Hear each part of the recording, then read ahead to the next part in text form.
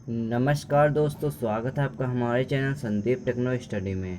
और आज का हमारा लेक्चर नंबर 4 विलेन चैप्टर का है। बाकी के 3 लेक्चर्स मैंने अपलोड कर दिए हैं। आप लोगों को इस वीडियो के डिस्क्रिप्शन में उसका लिंक मिल जाएगा, आप लोग देख लीजिएगा वहाँ से। आज हमारा लेक्चर नंबर 4 है और सब्जेक्ट केमिस्ट्री है और चैप्टर फर्स्ट है, क्लास 12। चलिए शुरू करते हैं इसको।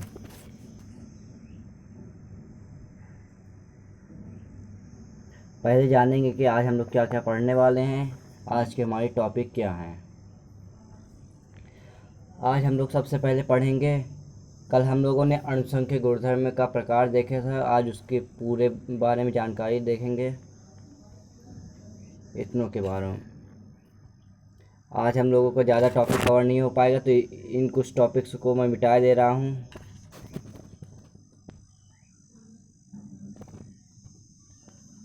एक ये टॉपिक, एक ये टॉपिक, हम 2 टॉपिक आज कवर करेंगे। वाष्प दाब में आपेक्षिक अवनमन, वाष्प दाब में आपेक्षिक अवनमन और क्वथनांक में उन्नयन, ये 2 टॉपिक्स आज हम लोग कवर करने वाले हैं। चलिए शुरू करते हैं। पहला हमारा टॉपिक क्या है, वाष्प दाब में आपेक्षिक अवनमन। वाष्प दाब में आपेक्षिक अवनमन, वाष्प दाब में आपेक्षिक अवनमन क्या होता है? वाष्प दाब में आपेक्षिक अवनमन क्या होता है, बताइए बताइए, आप लोग बताइए। वाष्प दाब में आपेक्षिक अवनमन क्या होता है? अगर आपको पता है तो कमेंट करिए यस, अगर नहीं पता है तो कमेंट करिए नो। चलिए मैं बताता हूँ। वाष्प दाब में आपेक्षिक अवनमन क्या होता है, मैं आपको लिख के सीधा सीधा बता दे रहा हूँ जल्दी।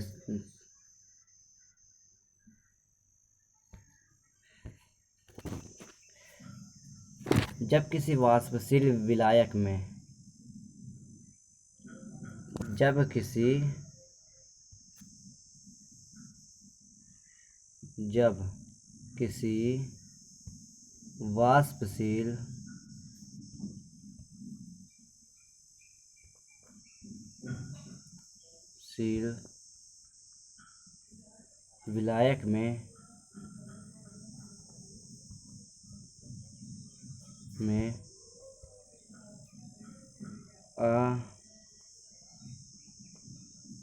वाष्पशील विलायक में अवाष्पशील विलेय घोलते हैं।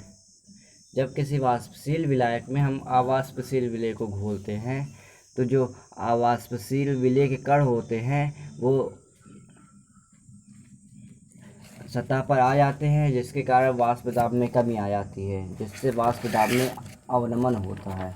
चलिए एक बार इसको अच्छे से और समझते हैं।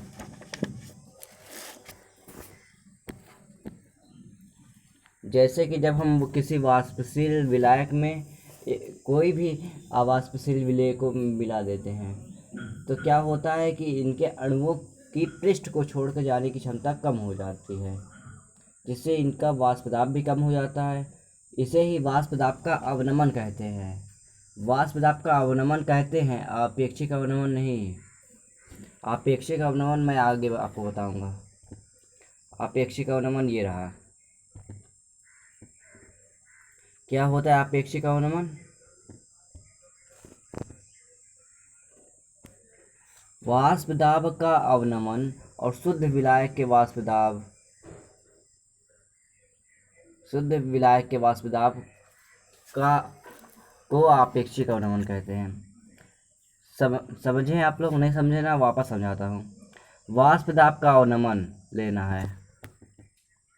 वाष्प दाब का अवनमन जो अभी आप लोगों ने देखा है उसमें आप लोगों को क्या करना है, और जो शुद्ध विलायक का वाष्प दाब होता है उसके अनुपात में ले लेना है। ये दोनों का अनुपात ही हमारा वाष्प दाब में आपेक्षिक अवनमन कहलाएगा। ये इसका सूत्र है, P0 minus P upon of P0। तो P0 का मतलब होता है शुद्ध विलायक का वाष्प दाब और P का मतलब होता है विलयन का वाष्प दाब। तो जो विलयन बना है वो P है और जो शुद्ध विलायक है वो हमारा P0 है। समझ गए? आगे बढ़े। आगे क्या कह रहा है, P0 minus P upon of P0। ये बराबर N B upon of N A plus N B,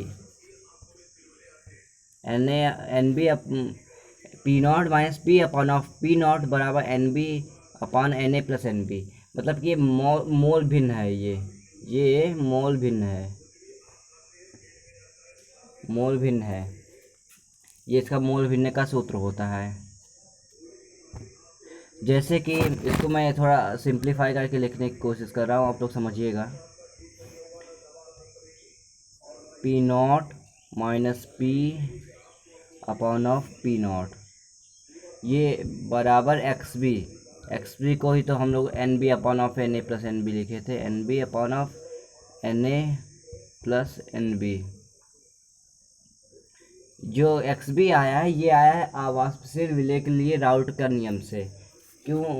क्योंकि ये जो राउट का नियम इसके लिए परिभाषित है आवासशील विलय के लिए, ये मूल अंश के समानुपाती होता है। और किसके मूल अंश? विलय के, बी मतलब विलय के मूल अंश के समानुपाती। चलिए आगे बढ़ते हैं। आगे क्या है? क्वथनांक में उन्नयन अगला है, लास्ट टॉपिक। आज हम लोग ने ज़्यादा टॉपिक कवर नहीं किए हैं, अगले लेक्चर में हम लोग अधिक टॉपिक कवर करने की कोशिश करेंगे। ये क्या है? वाष्पदाब में क्वथनांक में उन्नयन। ठीक है, क्वथनांक में उन्नयन क्या कह रहा है? जब किसी वाष्पशील विलायक में अवाष्पशील विलय को घोलने पर जो क्वथनांक में वृद्धि होती है वही हमारा क्वथनांक का उन्नयन कहलाएगा। मतलब कि इसमें भी जब कोई वाष्पशील विलायक लेना, वाष्पशील विलायक मतलब कि जिसमें जो वाष्पित हो वही विलायक लेना है और उस अवाष्पशील विलय को मिला देना। जैसे नमक हो गया, बहुत सारे अवाष्पशील विलय हो जाते हैं, आप लोग किसी को भी मिला दीजिएगा तो उसमें जो क्वथनांक में वृद्धि होगी, क्वथनांक में जो वृद्धि होगी वही हमारा क्या कहलाएगी? क्वथनांक में उन्नयन। इसका सूत्र क्या होता है? Delta T B. जो क्वथनांक में उन्नयन होता है उसे डेल्टा टी बी से व्यक्त करते हैं। और इसका सूत्र होता है विलयन का क्वथनांक माइनस शुद्ध विलायक का क्वथनांक, क्योंकि इसमें विलयन का क्वथनांक ज़्यादा होता है और शुद्ध विलायक का क्वथनांक कम होता है। इसके लिए एक सूत्र भी यहाँ पर दिया है शॉर्ट फॉर्म में, T B minus T B naught. मैंने आपको पिछले बार ही बताया था कि शुद्ध अवस्था किसको दर्शाता है? नॉट वाली जो अवस्था होगी वो शुद्ध अवस्था होगी। और टी बी होता है विलयन का क्वथनांक। चलिए आगे बढ़ते हैं। आगे क्या कहा है? प्रयोग द्वारा पाया गया, क्या पाया गया? कि क्वथनांक में जो उन्नयन होता है वो तन विलयन में उपस्थित विलयन की मोलल सांद्रता के समानुपाती होता है। मोलल सांद्रता मतलब कि मोललता, और क्या? मोललता। उसी का ये सूत्र दिया, delta T B proportional M है। ठीक है गाइस, प्रोपोर्शनल एम है। और ये डेल्टा टी बी बराबर के बी इंटू एम। के बी क्या है? मोलल उन्नयन स्थिरांक। अब हम लोग जानेंगे कि मोलल उन्नयन स्थिरांक क्या होता है।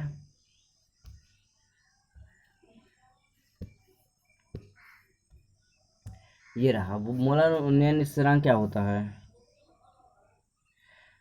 किसी विलायक के 1000 ग्राम में किसी आवासशील विद्युत अनपघट्य का 1 मोल घोलने पर उसके क्वथनांक में जो उन्नयन होता है वही हमारा क्या है? मोलल उन्नयन स्थिरांक। मैं इसको आपको आसान भाषा में समझाने की कोशिश करता हूँ। जैसे कि आपको क्या लेना है? 1 किलोग्राम या 1000 ग्राम आपको क्या लेना है? विलायक। उसमें आवासशील विलय का 1 मोल घोलना है। वो भी विलय कैसा होना चाहिए? विद्युत अनपघट्य होना चाहिए। तब हमारा जो क्वथनांक में उन्नयन होगा वही हमारा मोलल उन्नयन स्थिरांक कहलाएगा। उसका सूत्र ये रहा, डेल्टा टी बी बराबर के 1000 K B into W B upon of M B गुणे डब्ल्यू है। आपको इसको आसान भाषा में लिख के समझा दे रहा हूँ, समझिएगा।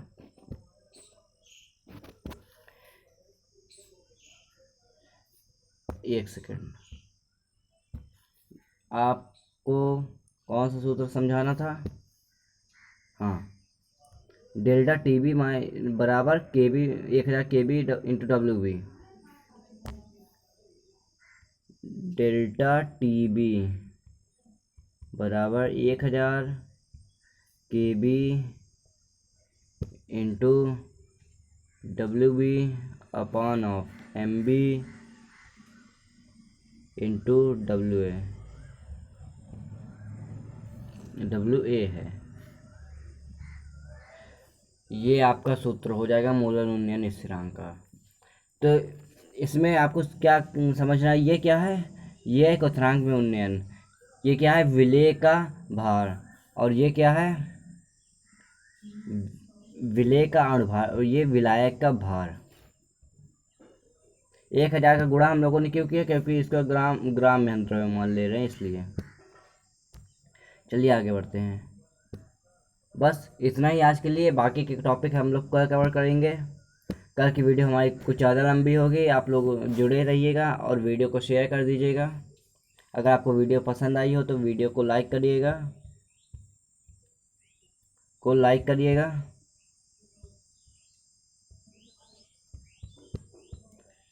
धन्यवाद।